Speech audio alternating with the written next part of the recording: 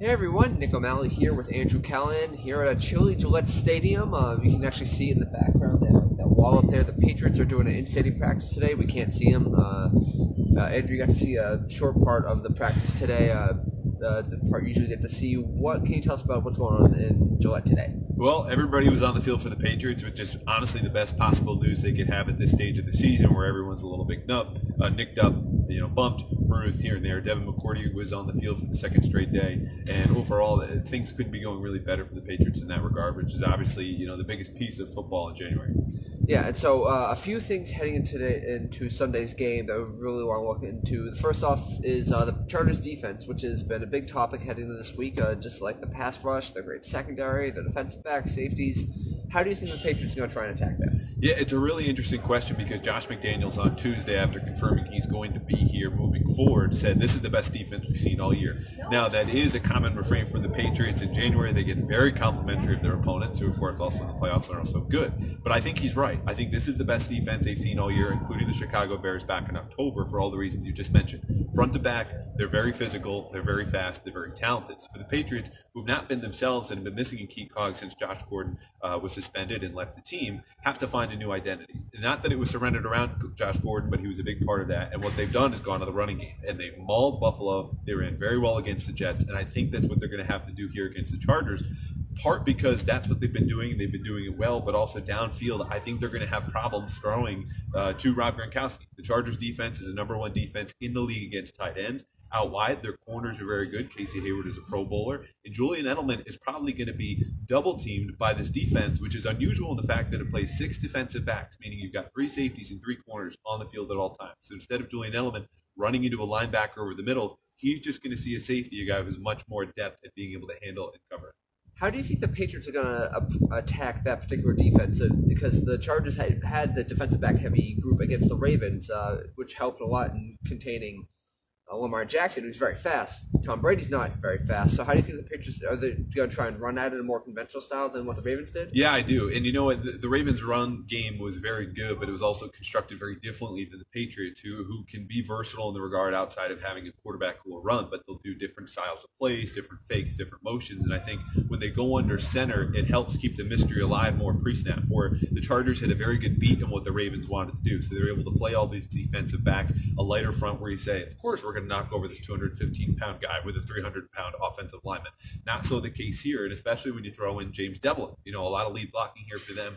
So I think the Chargers will try to do what they do, which is kind of the credo of their defense. They play the same scheme against everybody with small tweaks. The Patriots will say, hey, listen, we'll have 2 running backs out there, or we'll have 2 tight ends, but bottom line, we're going to come right at you. So if the Patriots can run against the Chargers when they stay back and play that kind of lighter defense, that'll change the tone, and that'll force the Chargers to do what they don't want to do, just play an extra linebacker, at which point they say, oh, you got 2 linebackers in the field, we'll throw against those with James White and Rex Burkhead, which is exactly what they did here 2 Octobers ago when they last played in a Patriots win. For the Patriots, Julian Edelman's going to be a huge factor in their offense. But for the Chargers, it's a similar thing because their number one guy is definitely Keenan Allen, who Bill Belichick had some glowing praise for this week. Yeah, Belichick called Keenan Allen again, and we talk about McDaniels, and they get very complimentary around here, but I think it's true. Keenan Allen is good as a receiver as there is in the National Football League, and I would agree. Keenan Allen is a 2-time Pro Bowler this season, comeback player of the year a year ago, and by far their most productive receiver. So the problem with Allen, and why this is our second big question today, is that the Chargers like to move him around, and Stephon Gilmore, all-pro cornerback of the Patriots, does a very good job of locking down outside receivers who are closer to the boundary. He can force them into the sideline and drape all over them one-on-one. When they're in the slot, there's a little bit more traffic. It doesn't play to Gilmore's strengths. And you saw this when the Minnesota Vikings were here about a month ago. Adam Thielen, another very good receiver, made the Pro Bowl before, who played in the slot like Allen did. The Patriots said, okay, we'll put Gilmore on Stephon Diggs, the Vikings' second-best receiver, and then double-team Thielen from the slot. I'm still not convinced that's exactly what they'll do here against the Chargers because I think Keenan Allen, there's such a difference between Allen's productivity and the second-best receiver, whereas with the Vikings, Thielen and Diggs were fairly close. But I think the Patriots will have multiple plans against Allen. I think Gilmore should see most of him because if you eliminate Allen, It's 1,200 yards receiving that forces Philip Rivers to go elsewhere. If they feel good about their matchups with J.C. Jackson and Jason McCourty against their other receivers, then you're really doing a nice job against the Chargers passing attack, which struggled here a year ago against a much less talented secondary.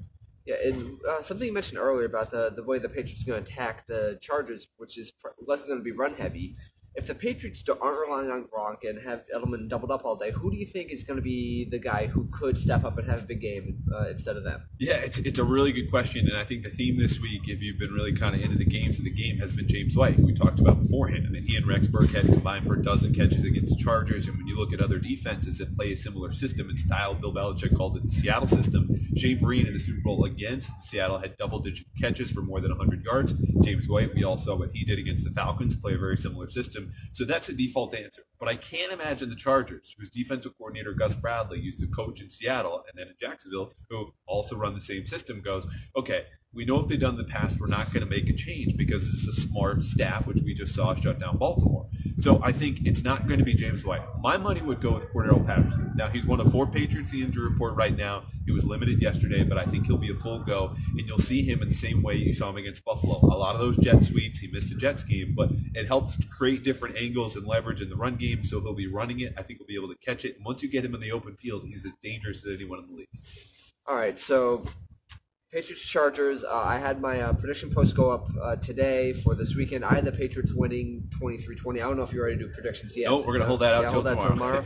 Okay, so today we're talking to Rob Gronkowski, David Andrews, Devin McCourty. This is going to be a big day in terms of getting some insight into what the Patriots are going to be looking for in this week. What have you seen so far from the locker room? The locker room has been fairly normal. I mean, it's much busier around here. A little kind of inside media look is that basically the population doubles, and that's not only just reporters, but people with cameras, people doing TV here on site at Gillette Stadium. So I think players naturally run from that a little bit. You can barely get around the locker room at times, but they've been very complimentary of the Chargers. We've talked about multiple times already, and it's a normal week, but there's just a little bit more sense of urgency. So I think they're eager to get to the game because just like us, they've been focused on the Chargers since as early as late Sunday night. And, here we are on Thursday. By now, they would be kind of into a Friday, Saturday mode. They're not yet. Second practice is still ongoing behind us. So I think we'll see more of the same. They're locked in. They know this is a one-game season. Everything counts. And we'll probably hear more of the same here from McCourty, Andrews, and Gronk. Awesome. All right, that's it for from Gillette today. We'll be checking in tomorrow, getting some picks in, and really starting to ramp up as we get ready for the weekend, which will be Gillette Stadium, 1 o'clock Sunday. We'll see you there. We'll see you tomorrow. And folks, until then, thanks for tuning in. Thanks, guys.